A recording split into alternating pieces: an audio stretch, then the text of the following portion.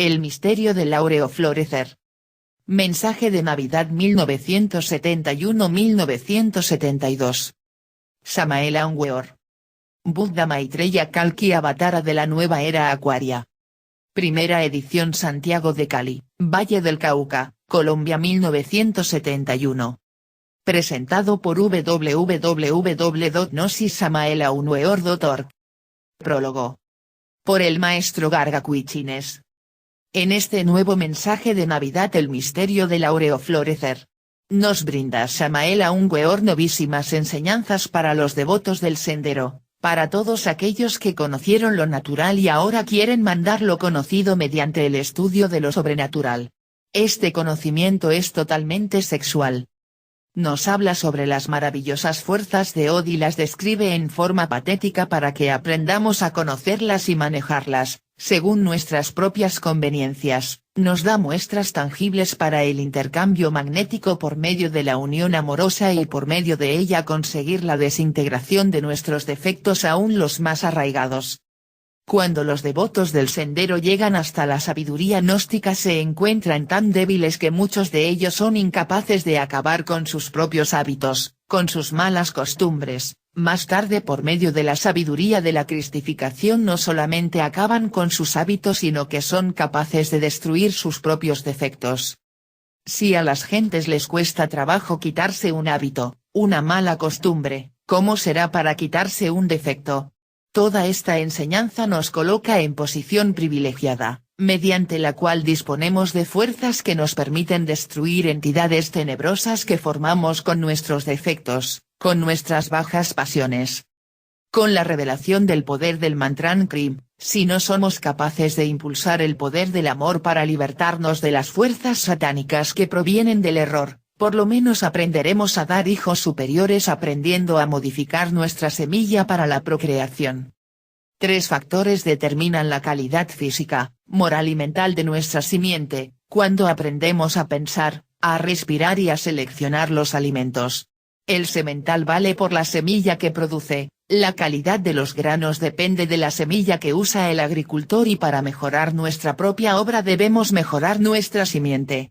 Si el agricultor solo usa una semilla para sembrar el cafeto y similares, si el hacendado usa la inseminación artificial para evitar que se pierdan millones de semillas, con mucha más razón nosotros por medio de la transmutación alquímica aprendemos la fecundación divina que consiste en la salida de un solo espermatozoide para la fecundación, cuando la mujer está dispuesta para ser fecundada, que son los 3 días transcurridos y contados desde la llegada del periodo hasta contar 14 días, ese día 14 con los 2 siguientes son hábiles para la fecundación en una mujer de periodo normal. Para la anormal les toca primeramente buscar la normalidad y después pedir a la Madre Bendita, junto con su esposo, se les conceda un hijo el cual puede ser hombre o mujer.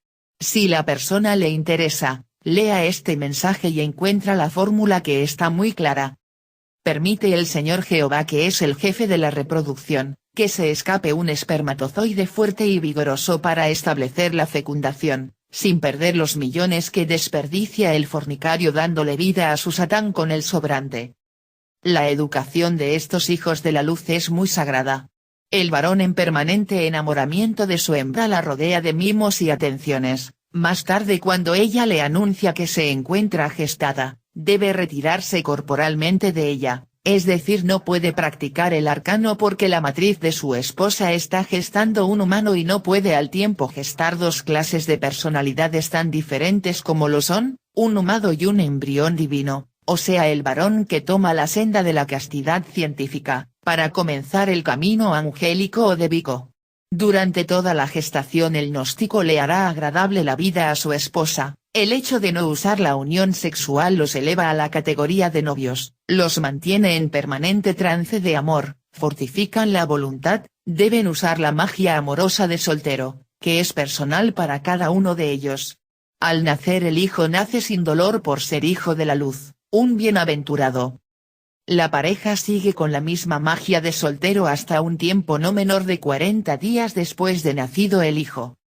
La leche que le proporciona la madre puede ser mejorada tanto en calidad como en fuerza espiritual, lo que no se puede hacer con la que se le da al externo, La leche de potes.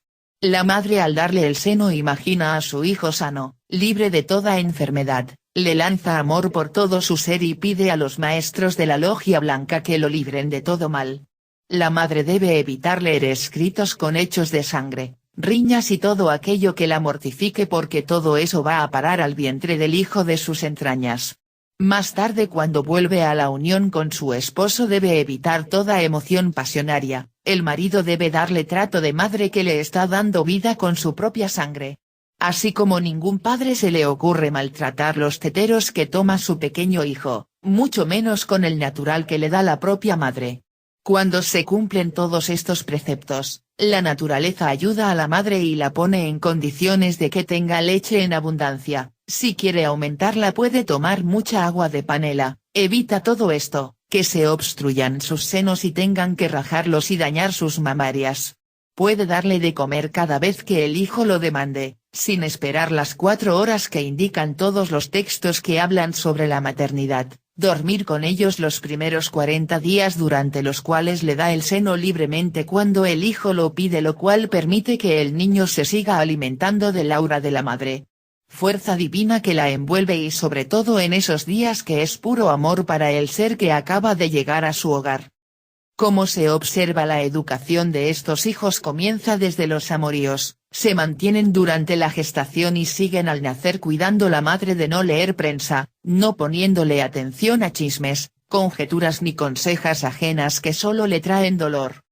Si cuando perdemos uno solo de los millones de espermatozoides, ocurre esto, ¿qué no acontecerá con las millonadas que nos reservamos para darnos luz y sabiduría a nosotros mismos? Esto es igual para varones y hembras, la mujer mantiene su fuerza creadora tal como el varón. Aprovechen estudiantes gnósticos las enseñanzas del misterio del áureo florecer a quienes las jerarquías divinas van guiando para que entiendan estos misterios porque los de afuera solo podrán ver las láminas que sobre sexo yoga brinda el maestro a través de las múltiples lecciones de este libro. Si es conveniente aprender a dar vida, también es de sumo interés aprender a saber morir. El maestro habla claramente sobre el retorno, que muere en la entidad humana. ¿Qué perdura o permanece? Se desintegran, el cuerpo físico, el cuerpo vital o sea el que le da vida al físico, y la personalidad, los tres que tanto cuidan los humanos por desconocer el funcionamiento de la vida. Muchas personas que se dedican a invocar difuntos, no saben que casi siempre concurren al llamado los cascarones astrales o los múltiples yoes que forman el Satán en nosotros. Hoy se generalizó la mala costumbre de establecer contacto con los difuntos, creyendo las gentes que concurren al llamado las almas de estos, cuando los que concurren son los yoes satánicos de la persona llamada. El contacto con esas entidades sepulcrales permite que algunas de ellas hagan posesos a los invocadores produciendo enfermedades que psiquiatras, ni médicos conocen y van a parar al manicomio, o sus familiares buscan a personas conocedoras de esta clase de entidades para que se las retiren. Los nuestros deben evitar por todos los medios concurrir a tales curaciones de posesos porque muchas veces se trata de entidades muy perversas que causan estragos y daños a los que tratan de retirarlos. Ahora se ha generalizado usar una tablita con letras, y con dolor vemos que niñas escolares lo tienen como juego, no sabiendo sus padres el mal que le están ocasionando a sus hijos con semejante deporte. Los muertos de ultratumba son fríos y fantasmales, porque las gentes desconocen totalmente el aprovechamiento de las energías creadoras para cambiar los cuerpos lunares con que nacemos. La sabiduría gnóstica le enseñará a gestar por sí mismo estos cuerpos para que no solamente aprenda a morir sino también a nacer. En este mensaje encontrará el estudiante fórmulas concretas para determinar el sexo de su hijo que quiere traer al mundo, cómo crear hijos hermosos a voluntad, cómo crear hijos inteligentes a voluntad y muchos otros factores que le dan importancia a nuestra existencia. El maestro está entregando al mundo el quinto evangelio a través de los mensajes de Navidad, hablando de lo que jamás se había escrito. Muchos estudiantes de ocultismo han señalado al maestro porque fue un bodhisattva caído, él jamás lo ha negado. También es verdad que él se levantó sin el auxilio de todos esos tontos, y hoy está en pie. En medio de grandes sacrificios obtuvo su levantada y nos ha servido de ejemplo a muchos para levantarnos. Él ha sido una gran señal para todos aquellos que hemos seguido y aprovechado sus conocimientos. Esos atacadores no tuvieron el valor que ha tenido nuestro maestro al contar no solamente sus triunfos y ganancias, sino también nos confiesa sus derrotas y nos muestra el mal por conocimiento propio, jamás por imaginación, pues él trata por todos los medios de enseñar la doctrina, hacerla comprensible, ponerla al alcance de todos los estudiantes gnósticos. Este valor solo es de superhombres, pues muchos de los detractores tomarán los errores confesados para atacarlo. Esto me recuerda en los comienzos de la gnosis, allá por el año 1950 cuando le escribió un lector del libro El matrimonio perfecto, donde le decía que en Cali muchos espiritualistas lo atacaban por haber tomado, por haber bebido, por haber pertenecido a muchos ismos, por haber andado por carreteras y caminos como trotamundos, por desconocido, y muchas otras aseveraciones más, y el maestro le contestó al amigo de Cali, que alababa la obra, y le decía, esos espiritualistas que me atacan son muertos vivientes, habitantes de las viejas tumbas de mis recuerdos. Ellos mascullan la hojarasca de mi pasado, pero aumentando los defectos que tuvo esa vieja personalidad que yo mismo destruí para formar la actual y escrito la obra solemne que acaba de conocer. Si Luzbel hubiese conocido la sapiencia del pecado jamás hubiera caído. Las doncellas pueden caer, pero las María Magdalena jamás caen porque tienen la sapiencia del pecado y el vértigo del absoluto. Vivekananda antes de despertar fue mujeriego y vagabundo. Gandhi el libertador de la India, antes de despertar fue nocherniego y bebedor, de manera que si no hubiésemos estado perdidos, estaríamos perdidos. La obra lo es todo. S. Julio Medina Vizcaíno. Capítulo 1 Magia sexual. La magia es, según Novalis, el arte de influir conscientemente sobre el mundo interior. Escrito está con carbones encendidos en el libro extraordinario de la vida, que el amor ardiente entre varón y hembra obra mágicamente.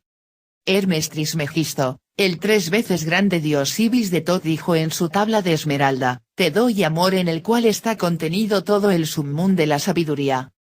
Todos tenemos algo de fuerzas eléctricas y magnéticas en nosotros, y ejercemos al igual que un magneto una fuerza de atracción y repulsión. Entre los amantes es especialmente poderosa esa fuerza magnética, y su acción llega muy lejos.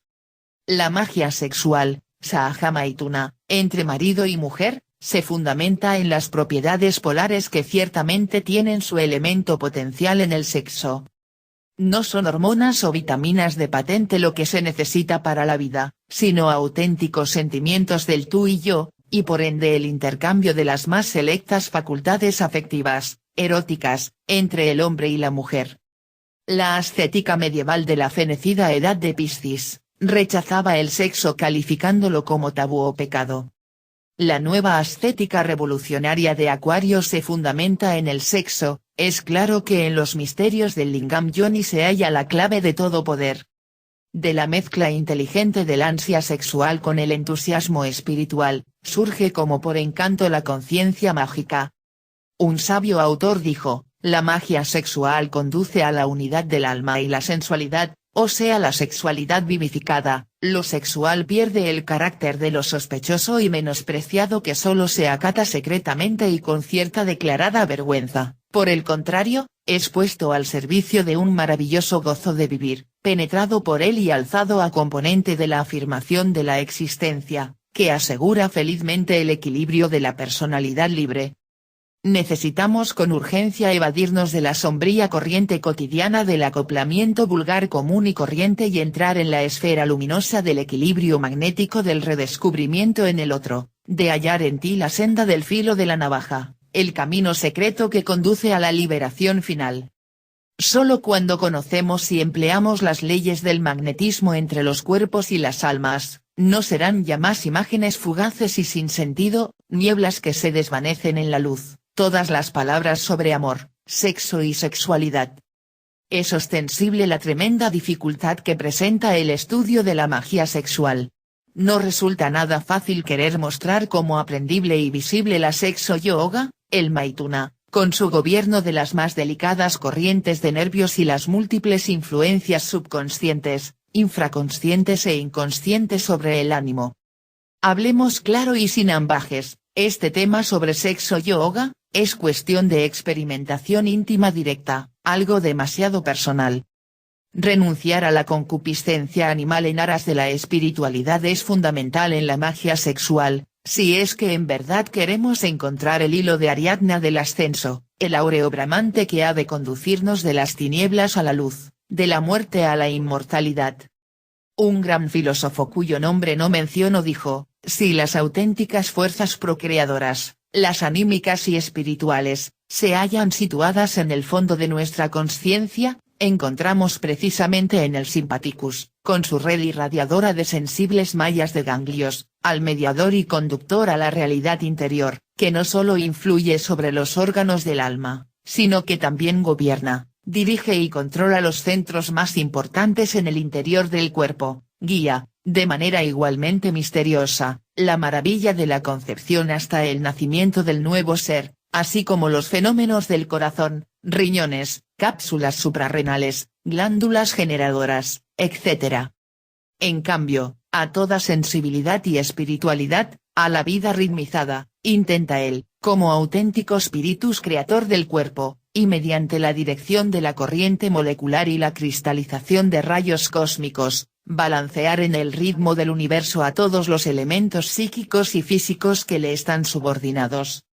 Este nervus sympathicus, es en realidad también un nervus ideoplasticus, debe ser comprendido como mediador entre nuestra vida instintiva e inconsciente y la moderación de la viva imagen impresa en nuestro espíritu desde eternidades, es el gran equilibrador medio que puede apaciguar y reconciliar a la perpetua polaridad, a las albas y crepúsculos del sol del alma, a las manifestaciones de negro y blanco, amor y odio, Dios y diablo, exaltación y decaimiento.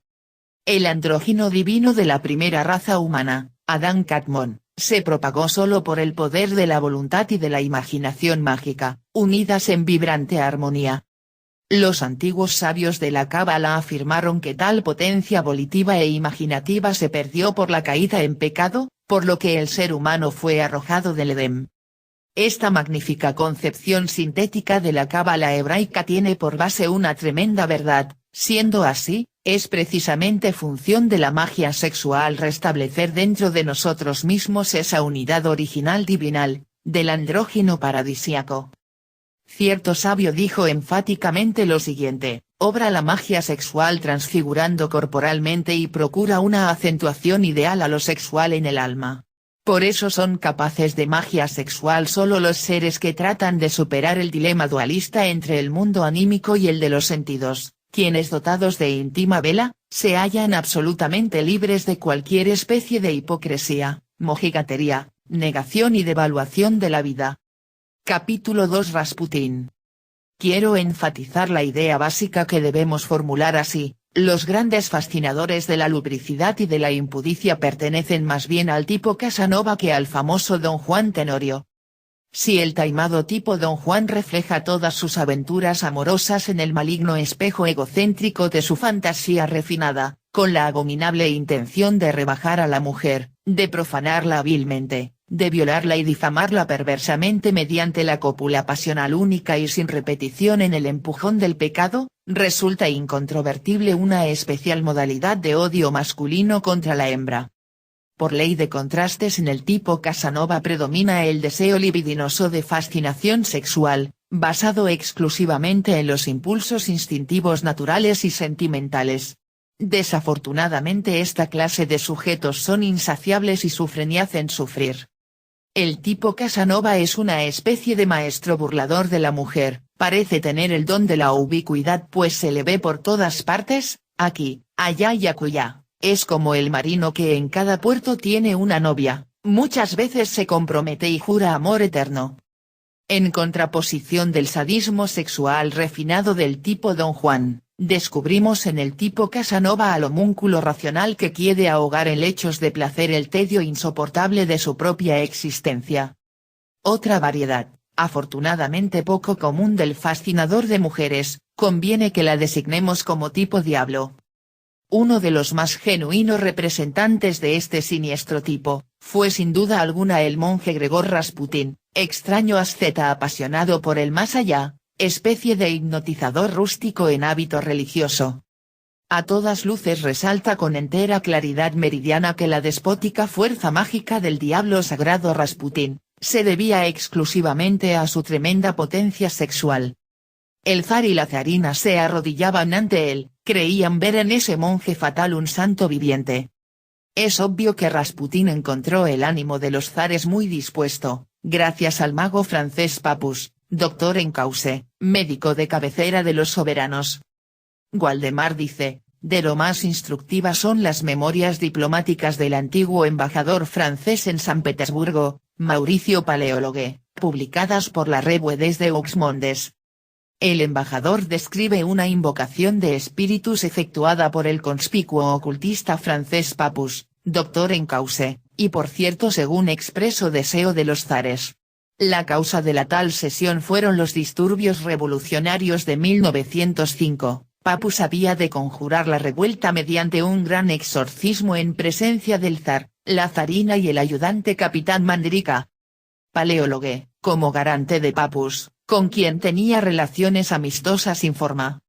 Mediante una intensa concentración de su voluntad y un extraordinario acrecentamiento de su dinamismo fluido, el mago logró evocar la sombra del muy pío zar Alejandro Ilyi. Señales indudables probaron la presencia del espíritu invisible. A pesar de la angustia que le oprimía el corazón, Nicolás I preguntó de todos modos a su padre si debía reaccionar o no contra la corriente liberal que amenazaba con barrer a Rusia. El fantasma respondió, debes extirpar, cueste lo que cueste, la incipiente revolución. Mas un día volverá a brotar de nuevo y será más violenta cuanto más dura sea la actual represión. No importa. Ánimo, hijo mío. No ceses de luchar. Signo de exclamación. Waldemar el Sabio dice, el zar como notorio creyente en los espíritus, debía, pues, prestar gran interés a un hombre que como Rasputín venía precedido de gran fama como curandero milagroso.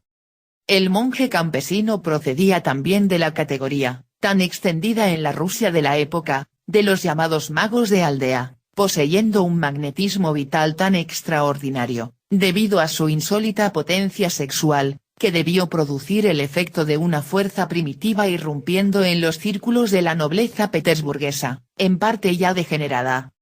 Una de sus primeras proezas en la corte fue tratar magnéticamente al heredero del trono, enfermo de hemofilia, logrando contener sus hemorragias, cosa que los médicos no habían conseguido. Continúa el sabio Waldemar diciendo, desde ese instante temblaron ante él grandes duques, ministros y toda la camarilla de la nobleza, pues la circunstancia de que tuviera en sus manos la vida del zarevich le granjeó la ilimitada confianza del zar y la zarina, y esta confianza la supo utilizar en su provecho muy cabalmente, gobernó a su antojo a los zares, y por ende a Rusia. Al aumentar constantemente su poderío, un grupo de adversarios de elevada alcurnia y posición, a cuya cabeza se hallaban el príncipe Yusupov y el gran duque Pavlovich, decidió suprimir al importuno monje milagroso. Y así, en una cena en el palacio del príncipe citado, le fueron servidos al monje invitado manjares y bebidas emponzoñados con cianuro de potasio, en dosis tan fuerte, que hubiera bastado para matar a una veintena de hombres o más en unos segundos. Pero Rasputín comió y bebió con creciente apetito, el veneno no parecía surtir efecto alguno sobre él. Los conjurados se inquietaron, pero siguieron animando al odiado a que comiese y bebiese más. Ni por esas, el veneno no tenía poder ninguno sobre el monje milagroso, por el contrario, cada vez parecía sentirse más a sus anchas el maldito. En consecuencia, los conjurados acordaron que Yusupov le matara con una pistola, disparó, pues, el príncipe, desplomóse de bruces en el suelo Rasputín, y los conjurados le dieron ya por muerto. Yusupov, que había alcanzado en el pecho al monje, se dispuso a dar vuelta a la cara del caído, pero ante su espanto, Rasputín le dio un empellón, se puso en pie y con pesados pasos intentó escapar de la habitación. Entonces el conjurado Purishkevich hizo 4 disparos contra el monje, quien volvió de nuevo a desplomarse, alzóse otra vez, siendo ahora golpeado a bastonazos y patadas por el furioso Purishkevich, hasta que pareció definitivamente rematado. Pero la vitalidad de Rasputín era tal, que aún dio señales de vida cuando los conjurados metieron su fornido cuerpo en un saco, el cual ataron, arrojándolo luego desde un puente entre los témpanos del Neva. Este fue el final trágico de un hombre que hubiera podido autorrealizarse a fondo. Desafortunadamente el monje Gregor Rasputín no supo utilizar sabiamente la formidable potencia sexual de que lo dotara la naturaleza y descendió al plano de la más baja sensualidad. Una noche cualquiera me propuse investigar en forma directa al desencarnado Rasputín. Como quiera que conozco a fondo todas las funciones psíquicas del eidolon, cuerpo astral, del hombre auténtico, no me fue difícil realizar un desdoblamiento mágico. Vestido pues, con ese cuerpo sideral del que tanto hablara Felipe Teofastro, bombasto de Oneneim, aureola Paracelso, abandoné mi cuerpo físico para moverme libremente en la quinta dimensión de la naturaleza, en el mundo astral. Lo que vi con el sentido espacial, con el ojo de Horus, fue terrible. No está de más afirmar enfáticamente, que hube de penetrar en una taberna espantosa donde solamente se veían barriles llenos de vino por entre los cuales se deslizaban aquí, allá y acullá, multitud de horripilantes criaturas a semejanza de hombres. Yo buscaba a Rasputín, el diablo sagrado, quería platicar con ese extraño monje ante el cual temblaron tantos príncipes, condes, duques y marqueses de la nobleza rusa, mas he aquí que en vez de un yo veía a muchos yoes y todos ellos constituían el mismo ego del monje Gregor Rasputín. Tenía pues ante mi vista espiritual en toda la presencia de mi ser cósmico, a un montón de diablos, a un yo pluralizado dentro del cual solo existía un elemento digno, quiero referirme a la esencia. No hallando pues un sujeto responsable, me dirigí a una de esas abominables criaturas grotescas que pisó cerca de mí. He aquí el lugar a donde viniste a dar, Rasputín. Este fue el resultado de tu vida desordenada y de tantas orgías y vicios. Te equivocas, Samael, contestó la monstruosa figura, como defendiéndose o justificando su vida sensual, y luego añadió, a ti te hace falta la línea de la intuición. A mí no puedes engañarme, Rasputín, fueron mis últimas palabras. Luego me retiré de aquel tenebroso antro situado en el Limbus, en el Orco de los Clásicos, en el vestíbulo del reino mineral sumergido. Si Rasputín no hubiera hecho en vida tantas obras de caridad, a estas horas estaría involucionando en el tiempo dentro de los mundos sumergidos, bajo la corteza de la Tierra, en la morada de Plutón. Han pasado muchos años y yo sigo meditando. Los seres humanos todavía no tienen una individualidad auténtica, lo único que continúa después de la muerte es un montón de diablos. ¡Qué horror! Yo es diablos. Cada uno de nuestros defectos psicológicos está representado por alguna de esas abominables criaturas dantescas. Capítulo 3 El diablo prestidigitador. Es palmaria la existencia de un medianero plástico extraordinario en ese homúnculo intelectual equivocadamente llamado hombre. En forma enfática quiero referirme al plexo solar, centro emocional, sabiamente colocado por la naturaleza en la región del ombligo. Es incuestionable que este magnífico ascendiente del bípedo tricerebrado o tricentrado se satura íntegramente con la esencia sexual de nuestros órganos creadores. Se nos ha dicho que el ojo mágico del vientre es estimulado frecuentemente por el hidrógeno sexual SI-12 que sube desde los órganos sexuales. Es pues un axioma inquebrantable de la filosofía hermética el que en la región del vientre existe un poderoso acumulador energético sexual. Mediante el agente sexual cualquier representación puede tomar forma en el campo magnético del plexo solar. Lo idioplástico representativo constituye en sí mismo el contenido del bajo vientre. En modo alguno exageramos cuando enfatizamos la idea básica de que en el vientre se gestan los yoes que surgen más tarde a la existencia. Tales entidades psicológicas, ideoplásticas, de ninguna manera vendrían a la existencia sin el agente sexual. Cada yo es pues una viva representación psicológica que surge del vientre, el ego personal es una suma de yoes. El animal intelectual es ciertamente una máquina controlada por diversos yoes. Algunos yoes representan la ira con todas sus facetas, otros la codicia, aquellos la lujuria, etc. etc. etc. Esos son los diablos rojos citados por el libro de los muertos del antiguo Egipto. En nombre de la verdad es indispensable decir que lo único digno que llevamos dentro es la esencia, desafortunadamente esta en sí misma está dispersa aquí, allá y acullá, enfrascada entre cada uno de los diversos yoes. El diablo prestidigitador toma forma en la potencia sexual, algunos yoes muy fuertes suelen producir variados fenómenos físicos asombrosos. Waldemar relata el siguiente caso: el prestigioso síndico de la ciudad de San Miniato al Tedesco, situada entre Florencia y Pisa, tenía una hija de 15 años, sobre la que vino el demonio de manera que causó sensación en el país. No era solo que la cama en que estaba la muchacha se moviese de un lado a otro de la habitación, de manera que tan pronto estaba contra una pared como contra la otra, sino que el demonio rompió gran cantidad de cacharros en la casa, abría puertas y cajones y armaba tal batahola, que los moradores pasaban la noche temblando y llenos de espanto. En presencia de los padres fue la hija atacada de tal modo por el maligno, que a pesar de súplicas e imploraciones de la muchacha, la asió por las caderas y la elevó por el aire. En vano llamó ella invocando: Santa Virgen María, ayúdame a salvarme, pues si esto ante la presencia de cientos de habitantes de la ciudad fue arrastrada por la ventana, ondeando varios minutos ante la casa y sobre la plaza de mercado. No es, pues, de extrañar que casi toda la ciudad corriera allá, hombres y mujeres, pasmándose ante lo inaudito y espantándose por la crueldad del diablo, haciéndose a la par lenguas del valor de la muchacha. Un relato de la época dice: todos se hallaban aterrados y conmovidos hondamente por el aspecto de la madre y de las mujeres de la familia, que con el cabello suelto se arañaban con las uñas las mejillas, se aporreaban el pecho con los puños y llenaban el aire de lamentos y alaridos cuyo eco resonaba por las calles.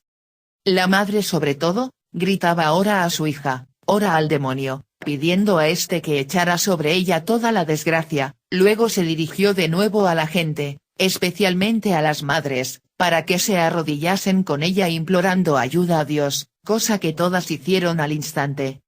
Signo de exclamación abierta: oh Dios santo. Seguidamente se precipitó la hija desde arriba sobre su madre, y consoló a la medio muerta, con semblante alegre: abandona el temor, madre mía.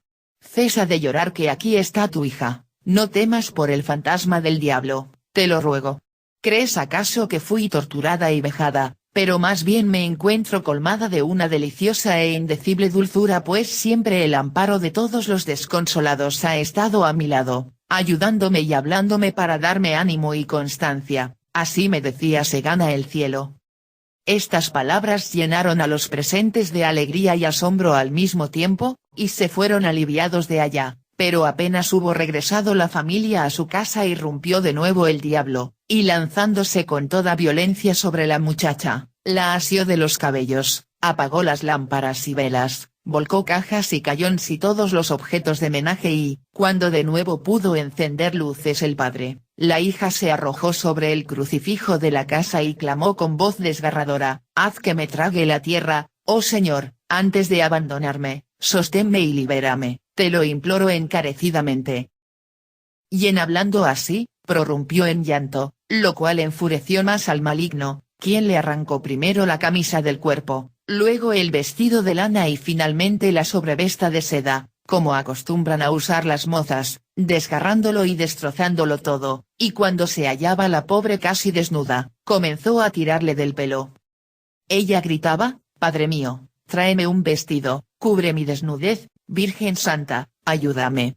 Finalmente, y después de que el demonio la hiciera objeto de más sevicias, logróse liberar a la muchacha de sus brazos por una peregrinación y unos exorcismos efectuados por un sacerdote. Hasta aquí pues el interesante relato de Waldemar. Es ostensible que el demonio sádico que atormentó a esa pobre muchacha, era fuera de toda duda, el diablo prestidigitador, un fuerte yo diablo de la doncella que tomó forma en la potencia sexual de ella misma, eso es todo. El caudal de exteriorizaciones ideoplásticas, sexuales, que se manifiesta muy especialmente durante los años de la pubertad, suele ser realmente tremendo. Entonces es cuando creamos yoes terribles capaces de producir fenómenos sensacionales.